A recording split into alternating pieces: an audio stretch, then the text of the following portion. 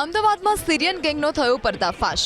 Ahmedabad crime બ્રાન્ચે Alice bridge પાસેની હોટેલમાં રોકાયેલા અલી મેઘાત અલ ઝહર નામના સિરિયન નાગરિકની ધરપકડ કરી, જેની પૂછપરછમાં વધુ 4 લોકો સિરિયાના દમાસ્કસના હોવાનું ખુલ્યું। અલી મેઘાત ટુરિસ્ટ વિઝા પર ભારત આવ્યો હતો અને ગાઝાના પીડિત નાગરિકનો ઢોંગ કરી મસ્જિદોમાંથી પૈસા ઉઘરાવતો, જેનો ઉપયોગ મોટશોખ માટે કરતો।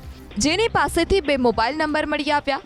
એક નંબર સિરિયાનો અને એક નંબર કોલકાતાનો છે। આ સાથે જ 3600 યુએસડી અને 25,000 ભારતીય ચલણી નોટ મળી આવી। તે માત્ર અરબી ભાષા જ જાણતો હોવાનું નાટક કરી રહ્યો છે અને જેને લઈ પોલીસે દુભાષિયાની મદદ લીધી।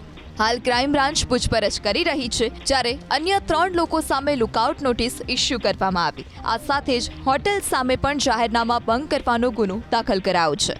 અમદાવાદમાં કેટલા મંદિર અને કેટલી મસ્જિદ છે તેની ઓનલાઈન તપાસ કરી હોય તેવી શંકા છે અને અલગ અલગ શહેરની મસ્જિદમાં ફંડ ભેગું કરી તેનો શું ઉપયોગ કરવાના હતા તેને લઈ પણ તપાસ ચાલી રહી છે।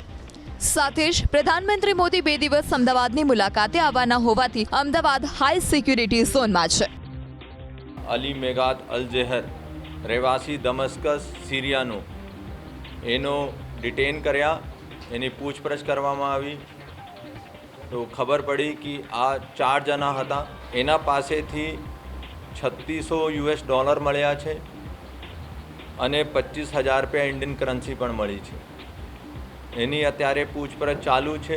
4 સિવાય પણ કેટલા ભારતમાં ઘૂસાયેલા છે, એનો એમઓ શું છે, બાકી 3 જણાનો પણ લુકઆઉટ નોટિસ ઇસ્યુ થઈ ગયા છે। ખરેખર અહીંયા કોનો સંપર્કમાં તો અહીંયા કોઈ સ્લીપર સેલ તો નથી અને અહીંયા તો આ લોકો આપણા નેટવર્ક નથી ઊભી કરી રહ્યા।